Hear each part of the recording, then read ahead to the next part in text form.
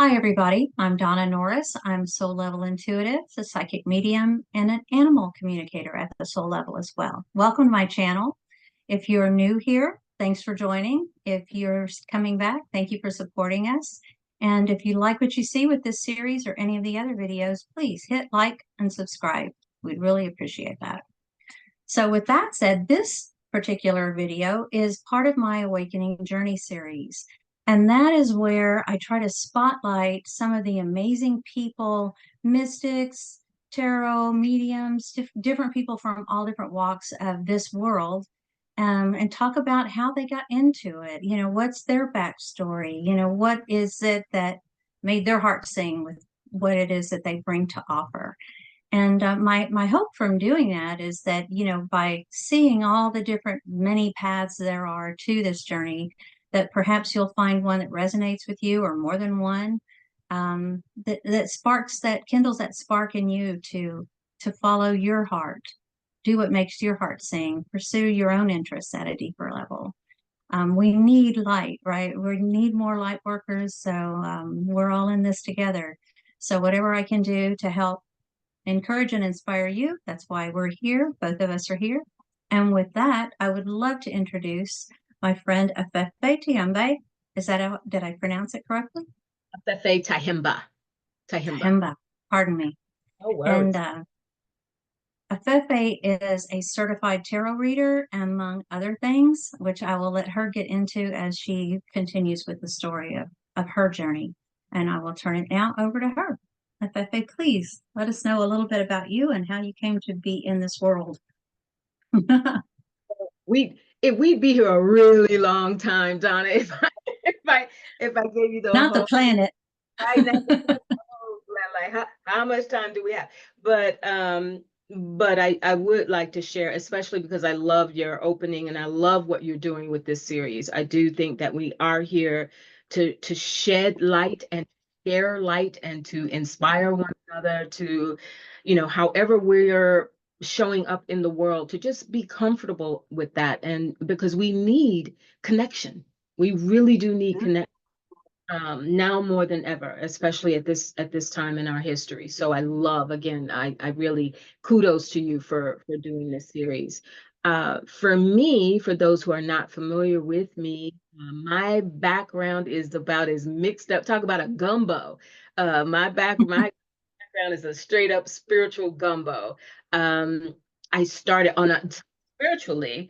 I was years and years ago. I was a fundamentalist Christian, Mhm. and I was one of those people in church, 3 times a week and twice on Sunday, right?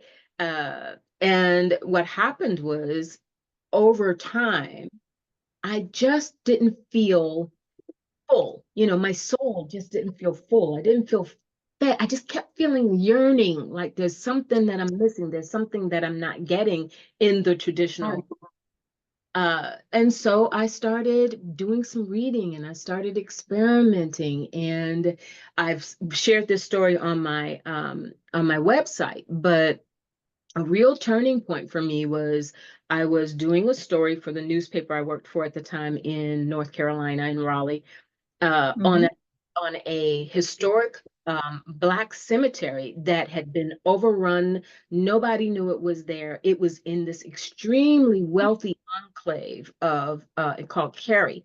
Nobody knew a thing about it, and there were bulldozing the area, and then that got some local activists going, and so that's why I got assigned to the story to highlight the need to preserve. They were trying to get it designated as a heritage landmark.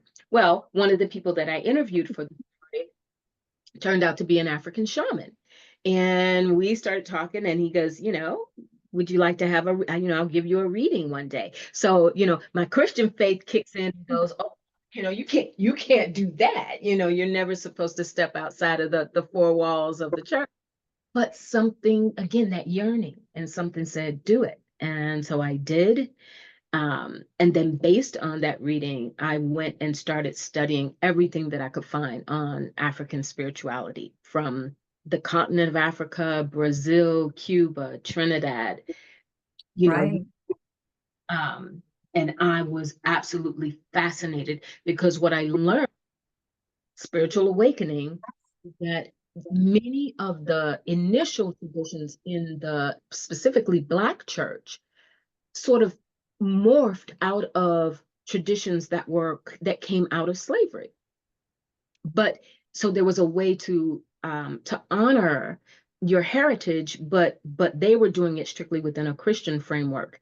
And when I met this African shaman from Nigeria, his thing was like, okay, not downing that if that's what you want to do, but there's this whole rich, vast wealth of knowledge and ritual and experience and belief that is pretty darn special. So there I went. Um, Yeah. It was amazing for me when I first realized that this and that can be true. You so know, like, yeah, yeah, set me on fire too. that, Sorry to interrupt, but I admit I just so remember that. please do. Yeah.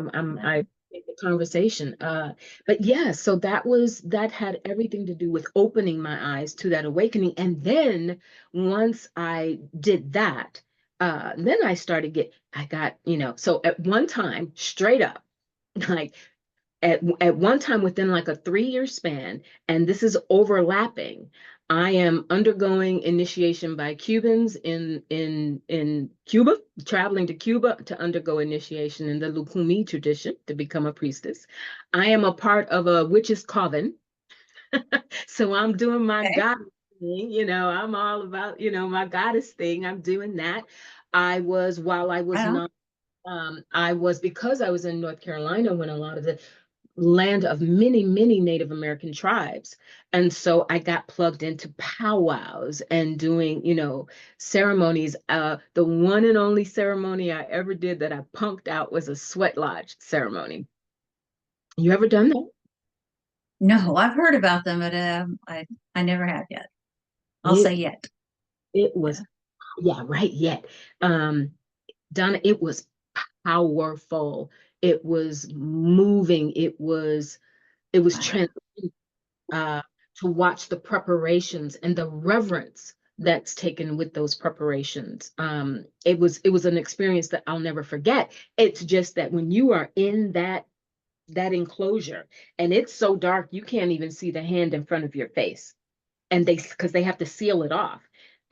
It was so warm, and you're just feet from this hot rock in the earth. I felt I couldn't, I literally found out. I tested my limits with fire and realized I couldn't hang. But I would certainly participate again. So had a fantastic, but my point with that is I went to a Hindu temple during Diwali, during their festival of lights, and they put the ashes on my head, the red ashes on my head, and all of that with these incredible statues of Hanuman and Ganesh and all of that. So, part of my love for that culture, started from that. I share that. Yeah. I have a Ganesha that I wear a lot. I love that culture. Removes Wonderful people. that removes any blockages or obstacles. Ganesh does. So, um, Right. but in turn, again, all of this relating to spiritual awakening, I started realizing just how much different cultures had alike versus these divisions or differences. Because at the end of the day, every experience that I had with every culture was about a connection to source and different Hmm. foster that connection, different rituals, different songs, different music, different dances, different actual healing modalities to work with the source. And so that idea that at the end of the day we are all one. What's the saying? One source, many paths. Yes. That Exactly. that's what talk about lighting you on fire. That's what really lit me on fire was this idea that if I opened myself, I could relate to anybody on the globe, anybody spiritually. I could relate, even though our practices might be a little different, but I could learn from them and they could learn from me. And that really, really and truly set me off on a path to wanting to do this with my life. That's terrific. I know I remember seeing or hearing you talk last year when we met about drumming and doing drumming circles. Those Yeah. are really powerful. I enjoy those. Yes. I love sound healing, sound therapy, Yes. sound, anything to do with music and sound. I will share with you, if you don't, a story again, awakening. So during a period of my intense initiations, about 3 years back in the late '90s, I'm in my mid to late 30s at that time. Um, we went to a group of us went to New Orleans. We had a ceremony in Congo Square, Hmm. ancestral, giving reverence, so they had these bata drummers out there, about 5 or 6 of them, and they get to going. And where some of us are dancing, and I'm dancing and carrying on and just having a ball. And one of the drummers puts a drum in my hand, a hand drum, a bata drum, and puts this drum. I don't drum. I don't play any musical instrument. I sat down and I got caught up in that rhythm and I started going with it. And the next thing I knew, I just kind of lost thought. I don't know if I went into trance. I don't know what happened, but at a certain point, I just got tired. I remember getting tired and I gave the drum back. And my friends told me, they were like, you were doing this for like a half hour with these master. No idea. I must have been out of my body. No Yeah. idea. It's one of those time stand still kind of events. Yeah. Must have It, been. it really was. And it is a Wow. privilege when you have a ceremonial drummer, that item is sacred. That's not something you just fling around. So there was something, it was a gift to even have been allowed that opportunity to do that. But the idea that my higher self, my spirit self, whatever, something took over in that moment because apparently I drummed. And unfortunately, in this day and age, we get everything on film, right? Where everybody's got their phones out and but back then we didn't have that. So I didn't have any record of it. Man, I would give anything to be able to rewind the clock and see that. Yeah, no kidding. It was wild. It That'd was, be awesome. I can picture it though. yeah, yeah, I was doing it. I was I doing know it. that part. Yeah. Oh, yeah. Yeah. Wow. Talk about history. Talk about, a feeling, a vibration that you get. The whole city, in my opinion. New Orleans just does it for me. There are people I understand who have other feelings, like, it's all about darkness or witchy poo or whatever. But yeah, I think, Yeah. I think it's, It's the only city I've ever been in this country where, all the different wards, the different neighborhoods, like, when you're going from the first ward to the ninth ward. I mean, yeah, when you're going from the Marigny to the Bywater. You can feel it as well as see it. It's really interesting. it's a powerful, powerful, talk about a vortex, an energy Yeah, vortex. well, they each have such distinct personalities and demographics to them. Yeah, that's a Yeah. wild place. Love that place. Love Great it. music and even better food. Oh, not to mention the hurricanes. That could be a whole other show. Yeah, but Yeah. so yes, and it's interesting. Like as I'm talking about this, Donna, I realize, like, to me, spiritual awakening never ends. I don't know how do you feel that way? Like I feel like I'm still awakening. I'm always waking up to something new, a new revelation, a new cycle of evolution, maybe a new modality.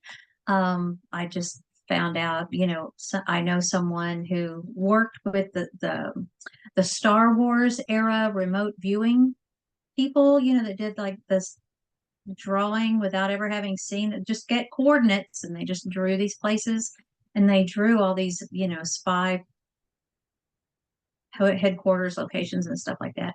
Well, they're now teaching people how to do it. And so I'm fascinated. That may be my next new thing. I don't know. Yeah, I could see So, you doing that. I could. psychic detective type work. Yeah, I could see you Yeah, doing who it. knows? Who Yeah, knows? But I yeah. love learning new things. I always have. So my gumbo might not be quite as spicy as yours, but we've all got it. We all learn a whole bunch of different things on our path. So I yeah. bet it is. I bet you it's every bit as spicy. It's just different. It's just different paths that we take. We're all unique individuals with our own stories, but nobody's story is like, I bet you anything. You've got some stories to tell. I'm quite sure. Oh yeah. Oh God, yes. I got stories to tell, but we all have different talents, I guess is yeah, a really good way to put it because I have always had an aversion to writing things down, whereas you're a poet and you write poetry and you're a journalist and you educate people with your words on paper. Yeah. I have such high regard for that ability. I think that's fascinating. So So. much. And there's So room. were you doing poetry back when you were a journalist, or did that come about later? Or Poetry is what got me hired as a journalist. I oh, Yeah, it's really? so wild. I was becoming known, and I had done travel, I had done national festivals and things like that when spoken word was starting to get really hot back in the 90s. And Yes. a friend of mine who was a staff writer at a local newspaper in Raleigh said, they're interested in getting freelancers who can do more arts related coverage, cultural coverage in the area. And my editor is looking for people. He was an investigative reporter, and he said, you're really good. Like he had come to some of my readings and things. He said, you're really good. Would you be interested in something like that? And so I was like, yeah, absolutely. So the article that I did, that I launched, that was my first assigned story when I was hired to the newspaper. But prior to that, I talked to the editor and they allowed me to do some arts coverage, do a couple of freelance pieces. And then slowly but surely that led to them. Then when they had an opening, a staff writer opening, that's when my friend came back to me again and said, heads up, they're about to have an opening full time if this is something you think you might want to do. So yeah, poetry first. Oh wow. That's Yeah, fantastic. yeah, Yeah. absolutely. Absolutely. So I've always loved the written word. I love, I love language. I love the power of words. So when we talk about spirituality and we talk about magic and we talk about incantations, that was something that being with the goddess circle, the coven, really, because there is so much rich history around, the power, the goddess, the feminine, the drawing down the moon, the Mhm. in the four directions ceremonially. Like all of this is done, yes, through music, through dance, but also through the spoken word. And I I just absolutely, we still do that in our manifestation work, in our affirmations, in our healing journeys. What are we doing? We're using some words. I hope. Giving voice to our ideas. That's how we make it real. Yeah. Yeah. Awesome. Awesome. Yeah. Well, I was wondering too, you mentioned, that you're doing tarot now, you're doing work as an intuitive, and life and business coach. Does how have those been part of your repertoire for a long time, or have those been like, did they come? I don't know how to Bit by walk bit. the path with me. I'm just wondering, like, what came first, chicken or Um, the egg? Another egg, right? When I was undergoing training with the Goddess Circle, I will never forget the day. One of the elder priestesses, she went into a closet. She pulled out a tarot deck. And now, mind you, I'm not that far removed from the church at this time. I'm sort of still a baby in all of this. And she puts the tarot deck in my hand and she says, "You're meant to do this." This is like what, 95, 96? And she says, "You're meant to do this." And so there was a part of me that was like, this is the very thing that I've always been told I can't do. I'm not allowed to do, right? Any sort of divination system. But I felt called to it. It felt right. When she put it in my hand, it felt like, ooh, I like, I don't even know what I'm doing here, but it just feels right, right? It's almost like, bear with me, it's almost like your first kiss, you know, you don't know what you're doing, but it just feels right. So you go with it. And it took a really long time. I could honestly tell you, I've worked with tarot, mm, well, since that time. So 30, almost 30 years since the midnight, but I did not feel comfortable giving other people readings like ethically, authentically, knowing what the heck I'm doing. Right. I'd say maybe the last 10 years. And it's only been about 4 years ago. It was right before the pandemic that I launched my YouTube and Instagram. And I decided to actually go public with it. So yes, tarot was sort of the backbone. But the thing with, you know, to your point, what sort of led to these other twists and turns is when you really grow comfortable with tarot, in order for you to, it's not just about memorizing those cards. If that's all you're doing, Oh no. right? So you've got to engage intuitively. You've got life coach. You've got to learn how to relate to people, which as a journalist, as a reporter, I was always good with conversation. I was always good with meeting strangers and being able to have a level of conversation. But crossing that over into the spiritual realm where there's a deeper purpose. It's not just about information and sharing stories. It's about helping people. Right. And, and to do that, I had to tap into a deeper part of me that said, you know what?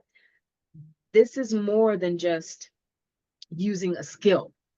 As a journalist, I used a skill and I was really good at it.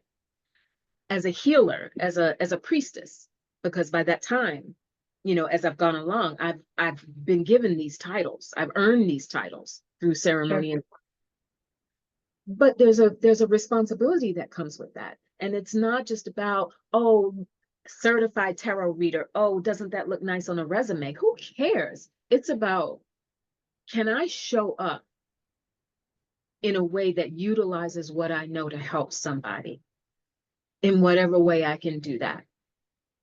And so that's what, yeah, coaching, being an intuitive, utilizing the tool, whether it's tarot, oracle, pendulums, whatever it is, shells, you know, I don't do it Yep. publicly. I'm trained in how to read the shells. Um, yeah, it all fits together, which goes back to what we were talking about earlier, that the journey never stops, you know? Right. And you just have to be willing and able to pull from whatever you feel called to do with that client. Yeah. Yep. Because I'm sure it comes out different, a little bit different every time. Every time, every Yeah. time. We have And that in common. yeah, yeah, I bet, right? I know you, right? You can relate because everyone, you know, people are in a different phase of their lives. People are have a different expectation, maybe even when they're seeking the reading. Some people just want clarity. Some people just want a general vibe. Tell me what you see. Other people are facing really real, you know, I'm waiting on my house to close. Am I going to get this loan kind of thing? You know, if there's a more immediate concern. And we have to be ready to go into it and meet that need wherever it is. And I love Yeah. it. And be able to, as you said, ethically and authentically show up and have the training to back it up.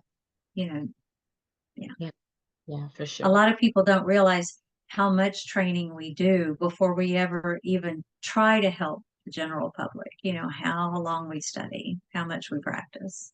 For sure. Yeah.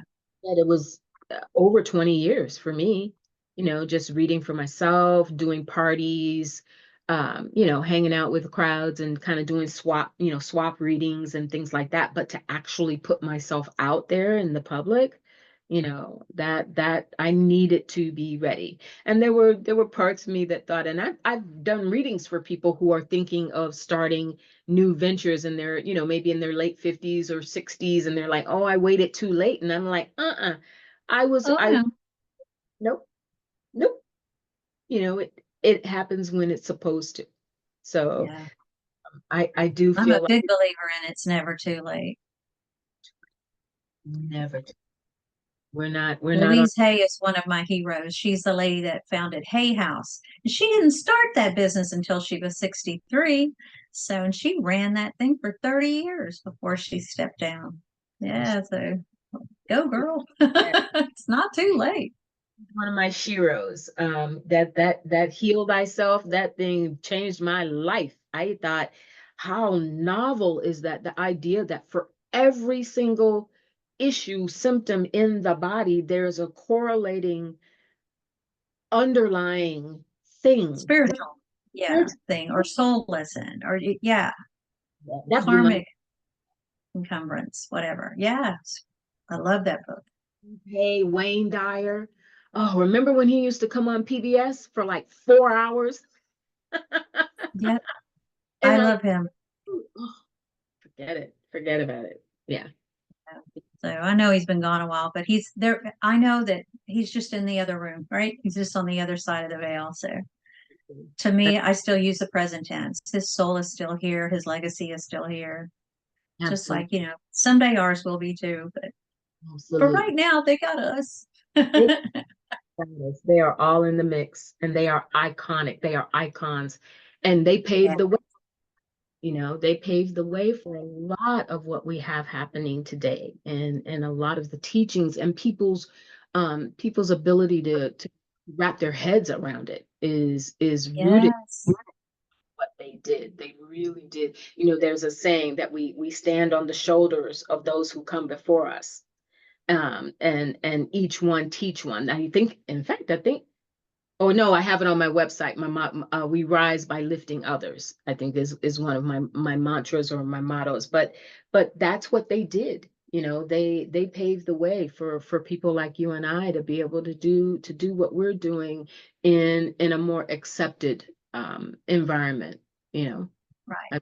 I- It hasn't really been mainstream in America until maybe the last not even 10 years.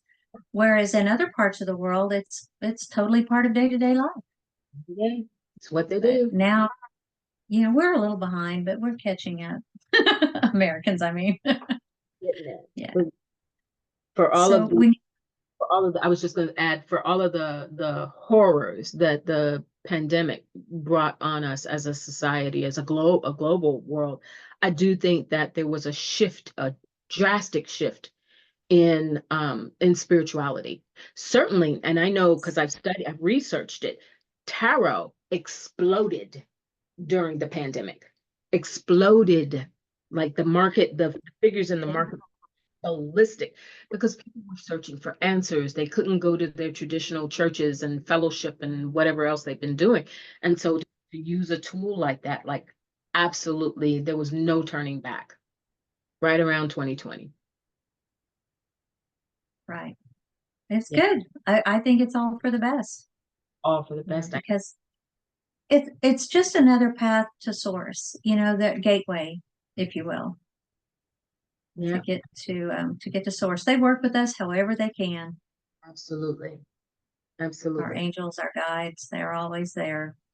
They'll meet us wherever we call, and in whatever way that we best tune in. That's how they'll come to us. Yeah.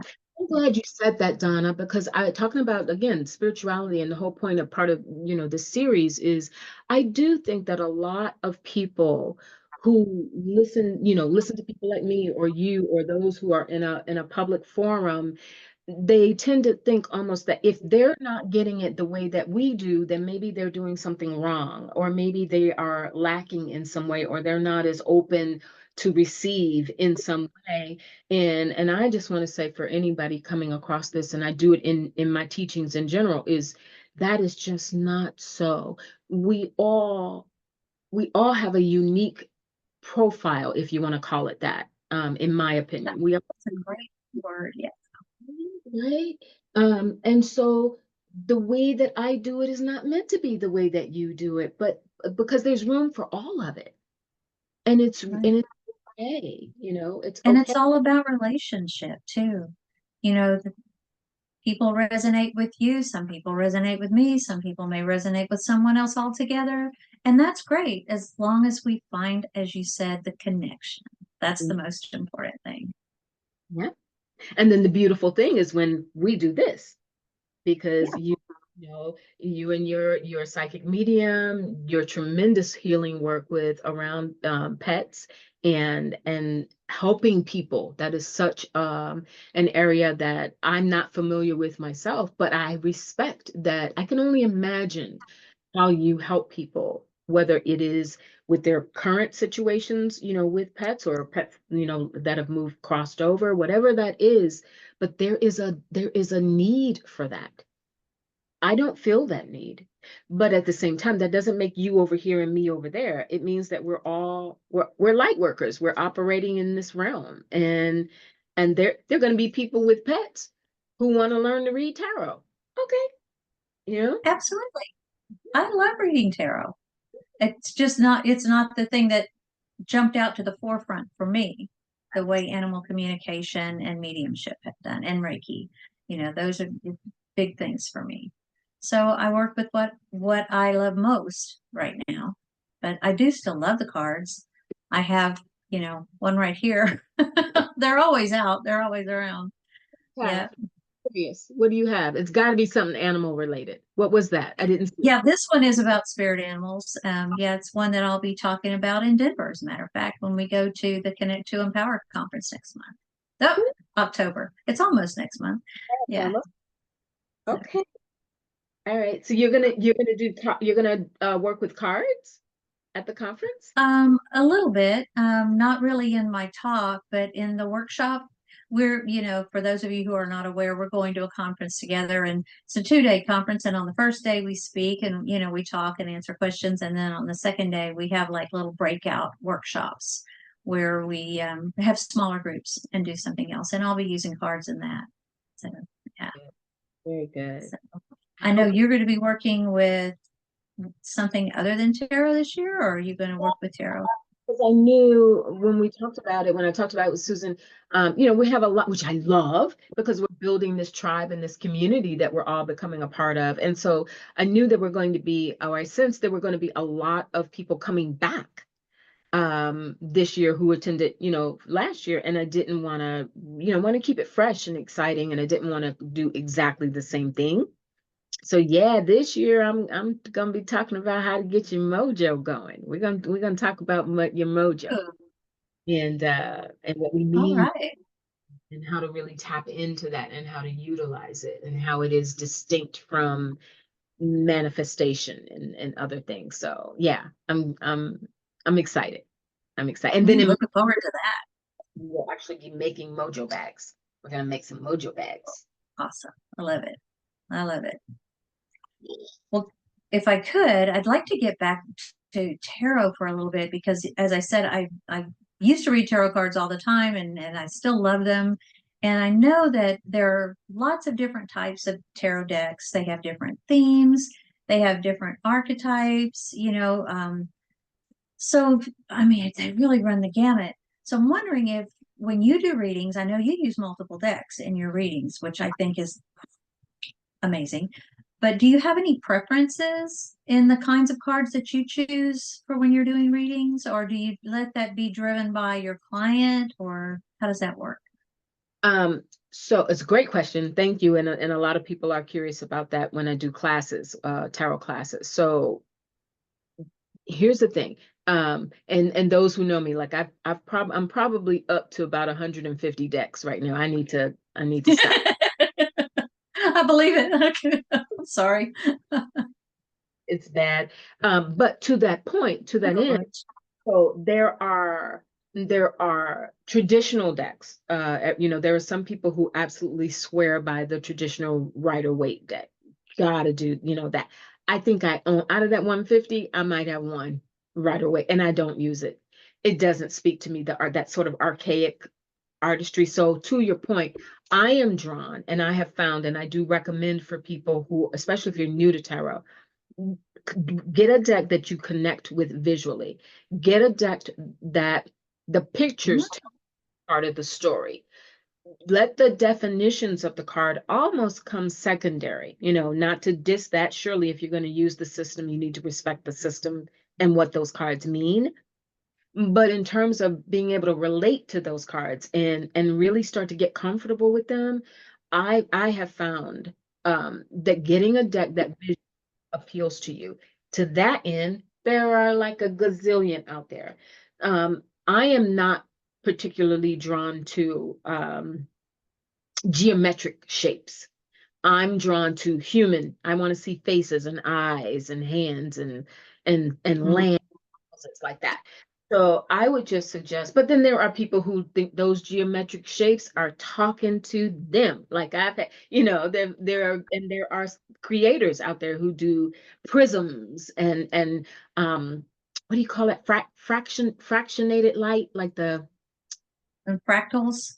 the fractals. Yes. I mean, there are decks out there that are created around fractals. They will all Yeah. if it's a tarot deck, it should probably have 78 cards and they're going to follow a standard system. But the artwork, whether it's a fractal system or for me, whether it's, a family or a person or whatever. So I just think visually, um, pay attention, take some time. Again, we have the luxury now of Google and Amazon and Pinterest and other places where we can, if we hear about a deck, you can go and take a look at it, before you go get it or whatever. The other thing is, so aside from visuals, there are decks that are sort of thematic. There are decks around death. There are decks around grieving. There are erotic decks around lovemaking. There are decks around animals, not just oracle decks, but there are tarot decks. I've got a little cat lovers tarot deck, couple of them. Um, so there are decks for every sort of, there are Akashic tarot decks, right? There are medicine and shamanic tarot decks. So, and again, the idea is while the name on the card, a major arcana, minor, whatever, should be the same. It's a standard, but the image relating to that is very different. Is going to be Yes, very and different. so the way it speaks to you, because there's no set meaning to any one card, the way I was taught, right? And so the illustrations really help tell that theme, that story's theme, Yeah, right? And how it plays out in the client's life. yeah, I would add to that, and I do think there is a set meaning, but it's almost like I'll put it to you this way. I know your name is Donna Morris. Donna Norris. Look, I've messed it up. Donna Norris. I know your name, right? I know your name is Donna Norris. But knowing your name does not tell me everything I need to know about you. It just tells me your name. Right. In tarot, there are meanings assigned to the cards that do matter and that can help you when you are doing a reading for yourself. An emperor means a very different thing than a tower. You know what I'm saying? So Absolutely. the artwork on those two things should depict that. But it is also helpful for you if you're going to use this as a divination tool to understand, to have some sort of fundamental understanding of what these two cards mean when they come on the table in a spread. Sure. Mhm. But then, Yeah. it's using your intuition, looking at the visuals, looking how the cards come together when you're looking at them. Is it a bright, uplifting feeling? Is it a little foreboding? Like what's going on there? That's the stuff that takes some time. And how they relate to each other in the order that they're drawn. And how they Yeah. relate. Exactly. That's good. Yeah, it's good to know. Yeah, I absolutely. Yeah. So I'm wondering too, you talk about when people come in with their real life problems and they need some help. But there are some people, like you said before, that just show me whatever comes up will be fine. Um, is that where perhaps your ancestral reading might step forward? If the cards, come forward with something like that, would that be where, a life path reading might pop in? Or is that a different theme or a different type of reading? Yes. Then again, this is my approach. Other people may have a different approach, but my approach is two different things. A life path reading and an ancestral reading are two different things for me. Right. In that when I approach a life path reading, I'm into more astrology. I'm looking at your life path number. I'm looking at other aspects of your astrology chart. So I usually always pull an astrology chart for someone. I don't consider myself or hold myself out as an astrologer, but I'm pretty familiar with the workings of the planets and things like that. So when I'm looking at a life path, I gotta go to, how are you gonna do that and not go to somebody's natal chart, right? You gotta incorporate that. And Sure. also, and paying attention to that life path number, especially in relation to adding that to like the year path that we're in, because if you're into numerology, know that, as the years go by, years have a numeric equivalent as well that can impact the energy of the year. So that's a whole lot of stuff that goes into that life path reading. The ancestral reading, you said a moment ago, if I understood you, like, is that more general? No. For No, me, I was just thinking if somebody came in and said, I don't really have a question, I just, read for me whatever pops up, might one of those two types of readings pop up? And if your life path reading is tied to numerology and all that, there's no way you'd need to know ahead of time that somebody wanted a life path reading. no, a So, general read for me is never going to give you, I won't say never, never say never. A general reading for me is probably not going to lead me to an ancestral reading or a life path reading, because both of those readings require prep work for me. That's why I have it designated. If somebody's gonna work with me that way, there's prep work that I need to do in both of those situations, like drawing the chart for that. And mhm. if I'm doing ancestral, I gotta get some other tools that I have, divinatory tools that I have to be able to do that, and specific decks. So if I just put somebody just books a reading with me and says, "Hey, I want this," I may not have those. I have ancestral decks that are specific to energies where those spirits will come in. I may not have that in front of me. So I need that prep time. So Okay. in general, it's going to be, I'm just going to go to your guides and ask, in combination with my guides, and I just want to take a look at me. It's almost like a aura reading, just show me a scan, show me a scan of how this person is. Specifically, I find doing mind, body, spirit readings really good for that. It's an overview, how Hmm. we're mentally, physically, and spiritually. It's a nice overview. And that's a really good, I recommend that for people as well, for those who are into tarot reading or oracle reading for that matter. Mind, body, spirit. Get 3 piles in front of you and build from there, see what comes. Right. Okay. That sounds good too. Yeah. It's People fun. are learning so much about how you read. I find this to be very intriguing and I can't wait to have my reading. Good. I'm very happy. Yeah, And am I allowed to mention a class on here? absolutely. If you have a class coming up, I'd love to hear about it. I just announced this week. It's on my website. I know you will link that if you go to the booking page.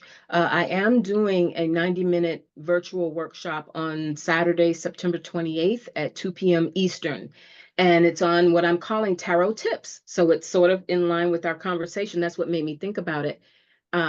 Where I will be talking to begin anything from beginners to experience, but it's more about, I'm not trying to teach people the meaning of the cards in a 90-minute session, but I want to help people understand how I do it in the hopes that maybe some tips that I can offer can help them get more comfortable and get good results with their readings. Yeah, and get more powerful results. That's cool. That's wonderful. September 28th, 2 p.m. Eastern, 90 minutes. 90 minutes, only Okay. 33. They can book it right on my website. Wow, that's great. 33? 33 bucks. Okay. I know. That's a great deal. I know. And you get to be with like-minded people and have some fun. That's the main Yeah. thing. Wow. Main thing. Have a good time. I know. Well, this has been fantastic. It's been a great time getting to know how you came into what you're doing today and how you read. I appreciate you sharing with me some of that, sharing with all of us. I know you mentioned once upon a time, like back at the end of last year, that 2024 was going to be the year of self-actualization. And I find that for me, that has certainly been true. There has been a lot of that going on in this little brain, in this little world. So I don't know if you found that it's been the same with my clients.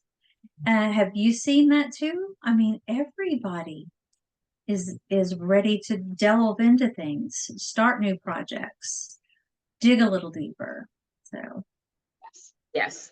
I think for all of the I'll just call them world events, for all of the things that we are as a global society having to deal with, I think the flip side of that coin is it's really urged us on an individual and collective level to get to the heart of what really matters, who we really are, what we really stand for, what our contributions can be, how we are stronger together, So yes, I think that, and I have no memory of saying that, Donna. I said, and yeah, I do think that. I think that is going to continue. And to our point about spiritual awareness being an ongoing journey, I think self-actualization is an ongoing journey as well, because you keep having these, this unfolding of who you are, what you believe, what's adding into those beliefs, what needs to be, what's false, discovering what you've been carrying that really is not true. yeah. And learning what you got to do to discard that to create space for the new version of you that's emergent. So yeah, it's And we're exciting. all walking around with error beliefs, things that we've grown up thinking were so and that are really not so. And we don't have to do it this way. We can do it that way. So that's been a big part of my self-actualization this year is to think about, what is really important to me and where do I want to be going forward and, what matters? What do I stand for? What do I not need anymore? I have shed all kinds of things that just no longer serve Yes. physical things, emotional things, spiritual things, and it's enabled me to be more hopeful and to be able to find the beauty in just about every day. There's something that's beautiful in every day. Every day. Every day. It's helped me to take better care of my body. And so yeah, see, you just never know how powerful your words are, dear. That Okay. one stuck with me. So I Uh, really, really appreciate you coming to talk to all of us and let us know you a little bit better. my pleasure. My pleasure. Thank you for giving me the space. Thank you for doing what you do. This is very needed. We talked about this a little bit before we started taping. Like, this is needed. What you're doing is needed. It's necessary now more than ever. And Yeah. the more that we hear, the more that we connect, the more that we realize we're not alone, you know, Exactly. that's it. That's what we need. So thank Yeah. you. Thank you. We will find each other.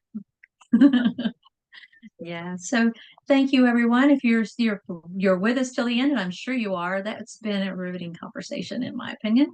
Uh, please hit like and subscribe. Come back every Thursday. We'll be posting a new episode, and I look forward to more of these. And thank you again, Afefe. I look forward to seeing you real soon. Absolutely. Can't wait. We're going to have a good time. Be And blessed. thanks, everybody. Bye for now.